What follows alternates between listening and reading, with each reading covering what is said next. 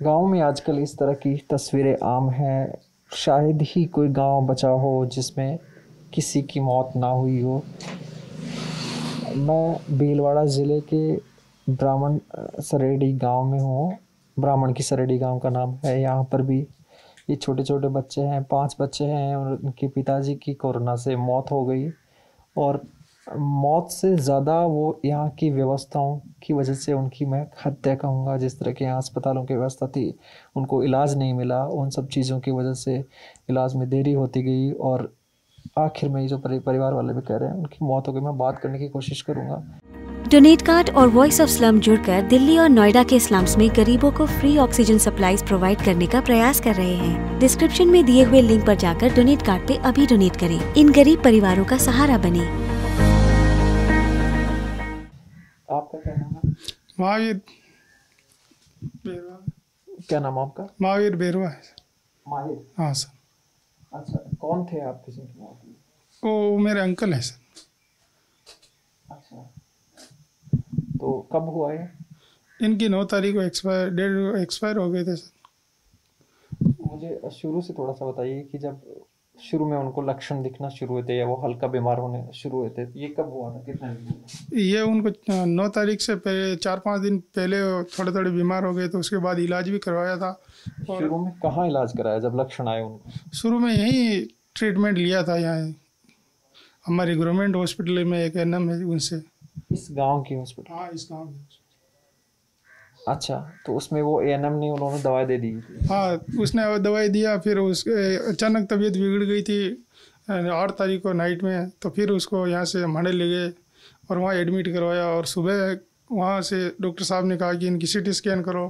यहाँ से मांडल मतलब थोड़ा सा मुझे बता दीजिए हमारे दर्शकों को समझने के लिहाज से कि ये छोटा सा एक गाँव है। कितनी आबादी होगी इस गाँव में?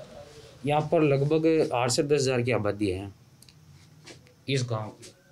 ओके, और 10,000 की आबादी पर सिर्फ वो एक अस्पताल है, उसमें किसी भी प्रकार की कोई सुविधा है नहीं है।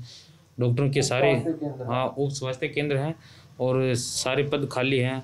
और यहाँ नियम के और झाड़ फूँक वाले के या किसी धार्मिक स्थल पे जाने के अलावा या कोई झोला छाप डॉक्टर के पास ही जाते हैं लोग, क्योंकि यहाँ सरकारी जो अस्पताल उसमें कोई किसी भी प्रकार की कोई सुविधा नहीं है। गांव के स्तर पे ये होता है कि गांव में तो एक एएनएम है। तो फिर आप मांडल लेके गए। मांडल क्या तहसील है? मांडल यहाँ से भीलवाड़ा रोड पर जो मांडल तहसील है वहाँ पर जो सरकारी अस्पताल है वहाँ लेके गए, जो तकरीबन यहाँ से 40 किलोमीटर 30-40 किलोमीटर के आसपास है। तो सबसे ज़्यादा जो ग्रामीण सेक्टर में मौतें हो रही हैं वो समय पर इलाज नहीं मिलने के कारण हो रही हैं। मैं वही समझना चाहता हूँ कि आपको, क्योंकि शुरू से जब हल्के सिम्टम्स रहे होंगे और उनकी फिर जो है मौत हो जाती है, तो उस दौर में जो है एक आपका संघर्ष रहा होगा हॉस्पिटल में एडमिट कराने के लिए या बेड को लेकर या सुविधाओं को लेकर। तो मांडल में फिर कितने दिन एडमिट रहे हो? मांडल में सर एक नाइट रहे, फिर हम सुबह भीलवाड़ा ले गए थे। फिर वापस लेके आए, मांडल ही लेके आए। मांडल में भीलवाड़ा में सर बेड की व्यवस्था नहीं हो पाई। मांडल में तो आपको ऑक्सीजन वगैरह हुई थी? हाँ, ऑक्सीजन की व्यवस्था हो गई थी। और उसकी पल्स रेट कम आने के कारण उसके फेफड़े कम काम कर रहे थे। फिर वो नाइट में डेथ हो गई थी। फिर आप जो जिला मुख्यालय है भीलवाड़ा वहाँ लेकर गए? भीलवाड़ा सिटी स्कैन के लिए हम वहाँ लेके गए थे। फिर वहाँ से कहा कि आप मांडल वापस ले जाओ, वहाँ ऑक्सीजन की सुविधा है, बेड है, तो हम वहाँ लेकर आ गए थे। आपको भीलवाड़ा से वापस भेज दिया जिला? कौन से अस्पताल में लेकर गए? हम कृष्णा हॉस्पिटल में सिर्फ सिटी स्कैन के लिए गए थे। मांडल हॉस्पिटल से हमारे को भेजा कि इनकी सिटी स्कैन करो, फिर इसके बाद में इसका ट्रीटमेंट करेंगे। तो फिर सिटी स्कैन करवा के हम वापस मांडल लेके आ गए थे। और मांडल से ये भीलवाड़ा कितने दूर है? मांडल से भीलवाड़ा सर करीब होगा 12-13 किलोमीटर दूर है। तो आपको क्या ये एम्बुलेंस की सुविधा मिली थी? तो नहीं, हमारी निजी गाड़ी थी सर। मतलब यहाँ से गांव से आपको मांडल ले जाना या मांडल से भीलवाड़ा ले जाना, कहीं भी एम्बुलेंस नहीं मिली? यहाँ से तो हम हमारी गाड़ी में ही गए सर। अच्छा। हाँ, और वहाँ से भी हम हमारी गाड़ी निजी व्यवस्था से आए। तो जब आपने वहाँ ये करवाया, जांच कर मांडल में भर्ती करवाया, तब उनकी जांच करवा ली थी क्या वो कोरोना पॉजिटिव हो गए? नहीं सर, सिटी स्कैन करवाया था। सिटी स्कैन करवाया तो उसमें लिख रखा कि हाईली इंस्पेक्शन और कोरोना वायरस, ऐसा लिखा है।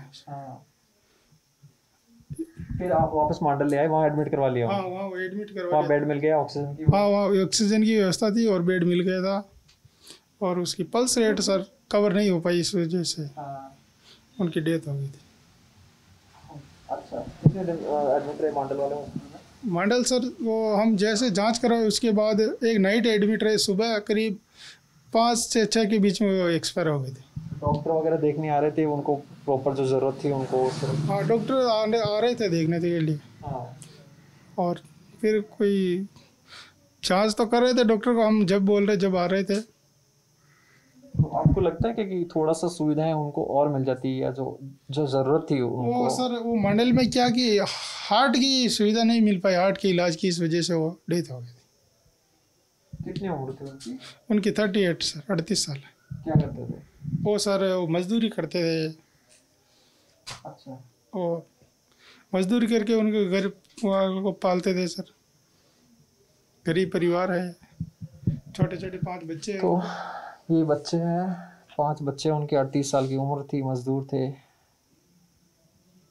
और शायद मेरे ख्याल से कमाने वाले भी इस परिवार में। कमाने वाले सर इसमें नहीं है, इनके दादी भी बूढ़ी है। ये इनकी और उनकी माँ है। अच्छा, कमाने वाले वही थे परिवार में? कमाने वाला बकई कोई अब तो बच्चों के लिए फिर मुश्किल हो जाएगा परिवार चलाना।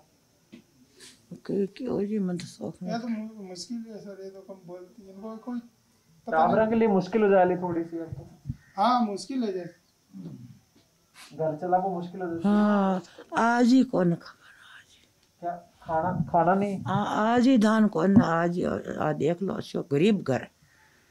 हाँ, तो अनाज को नहीं करा? हाँ घर में अनाज नहीं है? हाँ, क्या करेंगे घर में अनाज?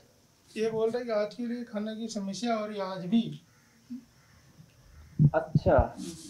गरीब परिवार होने की वजह से। तो कर्जा भी हुआ क्या, ये जो एडमिट करवाया आपने या जांच करवाई, तो आपको उधार लेना पड़ा या पैसे घर में इतने थे कि आप भी बैठ जाइए? वैसे क्या सर? मैं ये समझना चाह रहा हूँ कि जो आपने ये हॉस्पिटल में एडमिट करवाया, जांचें करवाई, तो उसके लिए पैसा उधार लेना पड़ा या फिर इतना? तो आप उधार लेना पड़ा सर, वो दूसरे से उधार लेके उनका ट्रीटमेंट करवाया गया था।